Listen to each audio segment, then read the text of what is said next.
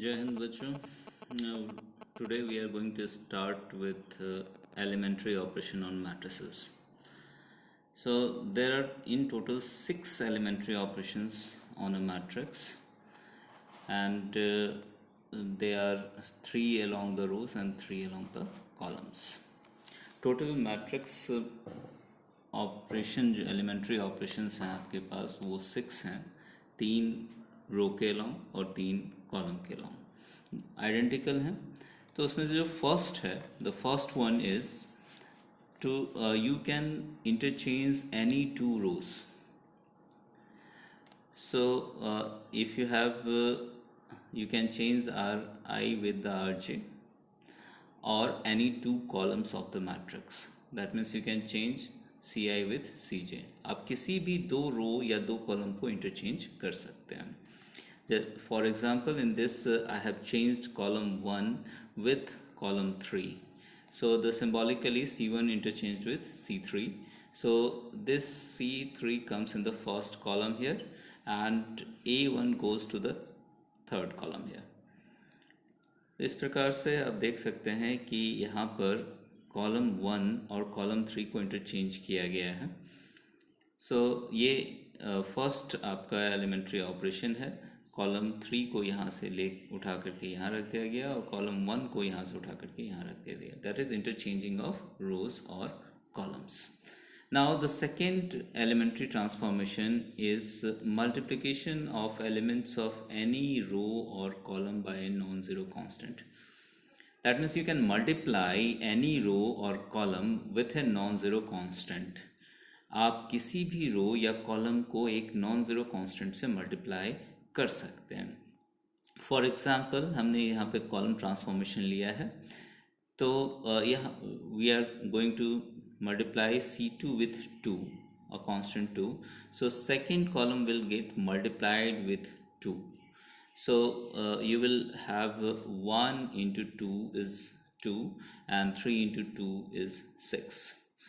So this is one of the transformation. Now the third and the last transformation is addition of k times of elements of a row to the corresponding elements of the another row. And the same thing can be done with the columns. Symbolically we can write down Ri equals to Ri changes to Ri plus k times Rj. आप किसी भी एक रो के element को k से multiply करके किसी दूसरे रो के एलिमेंट में ऐड कर सकते हैं। So let us have an example here. R2 is multiplied with 2R. R2 is changes to R2 plus 2R1. So the second row is added to 2 times of the first row. Every element of the first row is multiplied with 2 and added to the second row. Corresponding element, the first element of this, first element of this, therefore corresponding. So we are multiplying first row by 2, 2 into A plus 1, this is the result. 2 into X plus 24 is the result. 2 into Z plus 26 is the result. So now we go for a new kind of thing. Before that आप यहाँ पर देख सकते हैं कि मैंने second row के सारे एलिमेंट्स को फर्स्ट रो के कॉरस्पॉन्डिंग एलिमेंट में ऐड किया है, यानी कि 2 टाइम्स ऑफ ए यहाँ पर, 2 टाइम्स ऑफ एक्स यहाँ पे, 2 टाइम्स ऑफ जेड यहाँ पर। The new topic is invertible matrix. When a matrix is said to be invertible, तो invertible जो word है ये आप लोगों के लिए नया नहीं है. It is not new for you all. Invertible is very old thing, and we have also found the inverse of a function. We have learned inverse trigonometric function. We have found multiplicative inverse. We have found additive inverse. The same property you can apply here also. If A is a square matrix of order M and there exists another matrix B of the same order which satisfies the condition that A into B equals to B into A equals to I, and I, that means identity matrix of same order, then B is said to be inverse of A and it is represented by A inverse. किसी भी एक square matrix A के लिए अगर हमारे पास same order का दूसरा square matrix be exist करता हो, ऐसा हो कि ए बी और बी ए और इक्वल हो, और वो जो प्रोडक्ट है वो आपको आइडेंटिटी मैट्रिक्स दे रहा हो, तो उस बी को आप ए का इन्वर्स कहेंगे और इसे आप ए इन्वर्स से रिप्रेजेंट कर सकते हैं। बच्चों, we have to take the next theorem, that is uniqueness of inverse. That it says that inverse of any square matrix is unique. If it exists, it is unique. तो हमें ये prove करना है कि किसी भी स्क्वायर मैट्रिक्स का एक से ज़्यादा इन्वर्स नहीं होता है। अगर एग्जिस्ट करता है तो एक ही होता है। तो let us start the proof. We will prove it by contradiction method. If possible, let the square matrix A has two distinct inverse C and B. अगर संभव है तो हम ये मानते हैं कि स्क्वायर मैट्रिक्स ए के पास दो डिफरेंट अलग अलग इन्वर्स हैं, पहला सी और दूसरा B. If C is the inverse of A, then we must have AC equals to CA equals to I. By the definition of inverse, we have learned that if it is B is inverse of A, then AB equals to BA equals to I. अभी हमने just पढ़ा है कि अगर C A का inverse है तो AC equals to CA equals to identity matrix I होगा. तो this is your first equation. Now हमने B को भी A का इन्वर्स लिया है. If B is inverse of A, then we have AB equals to BA equals to I. So this is the second equation by the same thing. Now let us begin with the matrix B. So B can be written as B into I. B को हम लोग B into I लिख सकते हैं, B into any identity matrix of the same order. I can be replaced with AC from using equation 1. I can be replaced with AC. Now B into A can be replaced with I using equation 2. BA is equals to I. यहाँ पर I substitute हो गया. Now I into C gives you C. So we have started with B and we reached at C. So we can conclude that B matrix is equals to C matrix. So it contradicts our assumption that these two are two distinct matrices. They are same matrix. Therefore it proves that inverse of a matrix is unique. तो बच्चों, आपने देखा कि हमने equation 1 को use किया है, आई की आइडेंटिटी मैट्रिक्स की जगह AC सब्स्टिट्यूट किया है, और यहाँ पर इक्वेशन 2 को यूज़ करते हुए B इंटू A की जगह I सब्स्टिट्यूट किया है, और फाइनल रिजल्ट जो है हमारा B इक्वल्स टू C आ गया है. तो दैट मीन्स किसी भी मैट्रिक्स का इन्वर्स यूनिक होता है.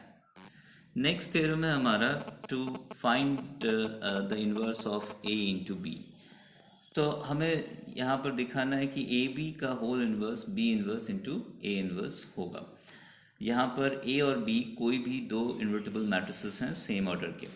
सो we have taken A and B, two matrices which are invertible matrix of same order, and then we have to prove that A B whole inverse is equals to B inverse into A inverse. Because A and B are invertible matrices, therefore we must have A into A inverse equals to A inverse into A equals to I, and B into B inverse equals to B inverse into B equals to I. हमारे पास A के लिए एक ऐसा दूसरा matrix A inverse exist करेगा ही, ताकि A into A inverse और A inverse into A identity matrix के इक्वल हो, and same with the B into B inverse. Now let us start with this AB into AB whole inverse must be equals to identity matrix if it exists. So we pre-multiply with A inverse. तो हम लोग यहाँ पर A inverse से pre-multiply कर रहे हैं LHS and RHS में. What is the need of pre-multiplication? The word pre, why it is needed? just because multiplication is not commutative, matrix multiplication is not commutative, so we cannot multiply in any order. इसीलिए हम लोगों को यहाँ पर pre multiplication, because हम पहले multiply कर रहे हैं, इसीलिए हमें ए इनवर्स का यूज़ करना पड़ रहा है. Now using equation 1 we can replace a inverse into a by I, and this gives you a inverse I, and when you open the bracket this gives you b into I, that is identity matrix, and this is a inverse into I. A inverse into I gives you a inverse. B inverse into B gives you the identity matrix again using equation number 2. Again we are multiplying both sides by B inverse. दोनों तरफ हम B inverse से multiply कर रहे हैं. यहाँ पर B inverse into B identity matrix बन जाएगा. तो identity matrix into A B whole inverse equals to B inverse into A inverse. So we reached at this solution that AB whole inverse equals to B inverse into A inverse. We have just learned three basic operations three along the rows and three along the columns. So you can interchange any two rows or any two columns. You can multiply by a constant, non-zero constant to any rows, or you can multiply by a non-zero constant to any column. You can add k times of elements of a row to corresponding elements of another row. तो हमने ये सब 6 operations सीखे हैं बच्चों, कि दो रो को आप इंटरचेंज कर सकते हैं, दो कॉलम्स को आप इंटरचेंज कर सकते हैं, एक रो का k टाइम्स दूसरे रो में ऐड कर सकते हैं, एंड एक रो को आप k से मल्टीप्लाई कर सकते हैं या एक कॉलम को आप k से मल्टीप्लाई कर सकते हैं. सो ये मैट्रिक्स के इक्वेशंस को अगर आप ऑब्जर्व करें तो मैट्रिक्स के इक्वेशन को आप देख सकते हैं कि if you have product of two matrices equals to product of two matrices, A is a matrix of order m by n, B is a matrix of n by k, C is the matrix of n by p, and D is the matrix of p by k. So product AB will be of a matrix, is a matrix of m order m by k, CD will be a matrix of order m by k. So they can be equal, इसलिए वो दोनों आपस में equal हो सकते हैं. Now just focus on one thing. Among these four matrices, which two matrices have the same order? In 4 matrices में से किन दो मैट्रिक्स का नंबर ऑफ रोज सेम है? तो नंबर ऑफ रोज आप देख करोगे कि ए का और सी का सेम है, एंड दोनों मैट्रिक्स फर्स्ट पोजीशन पे हैं. तो जब भी आप रो ट्रांसफॉर्मेशन यूज़ करोगे तो फर्स्ट पोजीशन वाले मैट्रिक्स पे ही रो ट्रांसपोजिशन लगेगा. उसी तरह से आप देखो कि इन 4 मैट्रिसेस में किन दो मैट्रिसेस का कॉलम सेम है, तो आपका आंसर आएगा बी मैट्रिक्स और डी मैट्रिक्स का नंबर ऑफ कॉलम्स सेम है. B and D matrices have same number of columns. So जब भी कॉलम ट्रांसफॉर्मेशन यूज होगा सेकेंड पोजीशन वाले मैट्रिक्स या एक्सट्रीम राइट पोजीशन वाले मैट्रिक्स पे यूज होगा. Remember this thing. Now let us consider how to find out inverse of a matrix using transformations. So we need the equations. तो सबसे पहले रो transformation से अगर हम चलते हैं तो हम एक मैट्रिक्स ए को A equals to I A form में लिखेंगे. यहाँ पर ए मैट्रिक्स में ट्रांसफॉर्मेशंस यूज़ करके हम उसे एक आइडेंटिटी मैट्रिक्स में कन्वर्ट कर देंगे. कॉरस्पॉन्डिंग ट्रांसफॉर्मेशंस आई पे यूज़ होगा और वो एक अनदर मैट्रिक्स बी में कन्वर्ट हो जाएगा. फाइनली हमारे पास इक्वेशन आएगा आई इक्वल्स टू बी ए. यहाँ से हम कंक्लूड कर सकते हैं कि A inverse is equals to B, and this is by for row transformation only. ये सिर्फ रो ट्रांसफॉर्मेशन के लिए. कॉलम ट्रांसफॉर्मेशन के लिए आप आइए तो यहाँ पर हम स्टार्ट करेंगे A इक्वल्स टू ए आई से. मतलब आई सेकेंड मैट्रिक्स होगा, याद कीजिए कॉलम ट्रांसफॉर्मेशन सेकेंड मैट्रिक्स पे लगता है। फिर आप ए डिफरेंट ट्रांसफॉर्मेशंस यूज़ करके ए को एक आइडेंटिटी मैट्रिक्स बनाएंगे। ए ही रहेगा, अनचेंज रहेगा। कॉलम ट्रांसफॉर्मेशन यूज़ हो रहा है तो सेकेंड मैट्रिक्स पे ही यूज़ होगा, I will change to a matrix B. So you have I equals to A B, आपके पास I equals to A B आएगा तो आप कंक्लूड करोगे कि बी जो है वो ए का इन्वर्स है। सो ये फर्स्ट लाइन काफ़ी इम्पॉर्टेंट है। रो ट्रांसफॉर्मेशन में आप आई ए करोगे और आई में ही चेंज होगा, ए में कोई चेंज नहीं होगा। जब ए का ए ही रह जाएगा। कॉलम ट्रांसफॉर्मेशन में ए इक्वल्स टू ए आई से आप स्टार्ट करोगे और सिर्फ आइडेंटिटी मैट्रिक्स में चेंज होगा। अब हम लोग इन्वर्स निकालते हैं यूजिंग रो ट्रांसफॉर्मेशन। एक मैट्रिक्स हमारे पास गिवन है जिसके एलिमेंट्स हैं 0 1 2 1 2 3 3 1 1। तो जो फर्स्ट स्टेप होगा रो ट्रांसफॉर्मेशन के लिए वो हम स्टार्ट करेंगे ए इक्वल्स टू आई ए से। तो ए इक्वल्स टू आई ए से स्टार्ट करेंगे। हम लोग ए की वैल्यू यहाँ सब्स्टिट्यूट कर देते हैं, आइडेंटिटी मैट्रिक्स की वैल्यू सब्स्टिट्यूट कर देते हैं, ए अपनी जगह पे रहेगा। सो हमारा एम है मैट्रिक्स ए को आइडेंटिटी मैट्रिक्स बनाना। आइडेंटिटी मैट्रिक्स बनाने के लिए आपको यहाँ पे जो एलिमेंट्स हैं उनकी पोजीशनिंग ऐसी होनी चाहिए, यहाँ 1 यहाँ 1 यहाँ 1, यहाँ 0 यहाँ 0 यहाँ 0 और यहाँ 0 यहाँ 0 यहाँ 0। ये 3 प्लेस और ये 3 प्लेस आपको 0 लाने हैं। तो इसे अगर आप एक ऑर्डर में करते हैं तो आपको आसानी होगी। ऑर्डर आपका जो होना चाहिए वो यहाँ से शुरू हो करके ऐसे इस ऑर्डर में, फिर यहाँ, फिर यहाँ और फिर यहाँ और फिर यहाँ। अगर आप इस ऑर्डर को फॉलो करते हैं तो 1 बाय 1 सिस्टमेटिकली आपका होता जाएगा। तो फर्स्ट हम 0 पे फोकस करेंगे, 1 आए या ना आए उस पर हम फोकस नहीं करेंगे। तो फर्स्ट चेंज जो हम कर रहे हैं R1 is interchange with R2। तो first row and second row को हमने इंटरचेंज किया है। फर्स्ट रो हमारा 0 1 2 है, वो सेकेंड रो की पोजीशन पे आ गया। सेकेंड रो में हमारे पास 1 2 3 है जो कि फर्स्ट पोजीशन पे आ गया है। अब यहाँ पर जो आइडेंटिटी मैट्रिक्स है उसमें भी हमने चेंजेस किए हैं। 0 1 0 फर्स्ट रो में आ गया है, 1 0 0 सेकेंड रो में आ गया एंड ये हमारे पास रिजल्ट आ गया। इसके बाद हम चलते हैं तो हमारे पास R1 R3 में हम चेंज लाते हैं। यहाँ पर हमारे पास एक 0 आ गया। नेक्स्ट एम है हमारा यहाँ पे 0 लाना। तो हम यहाँ पे 0 लाने के लिए यूज़ कर रहे हैं R1 को। तो R3 changes to R3 minus 3R1। R3 minus 3R1 जब हम कर रहे हैं तो हम यहाँ पर 3 माइनस 3 टाइम्स 1 करेंगे तो आंसर हमारा 0 आएगा। 1 माइनस 3 टाइम्स 2 1 माइनस 6 आंसर 5 आएगा। 1 माइनस 3 टाइम्स 3 यानी कि माइनस 9, 1 माइनस 9 माइनस 8 आएगा। देन ये सेम चेंज हमें इधर RHS में भी करना है। तो 0 minus 3 times 0 is 0, 0 minus 3 times 1 is minus 3 and 1 minus 0 times 3 या 3 टाइम्स 0 इज़ सेम अनचेंज।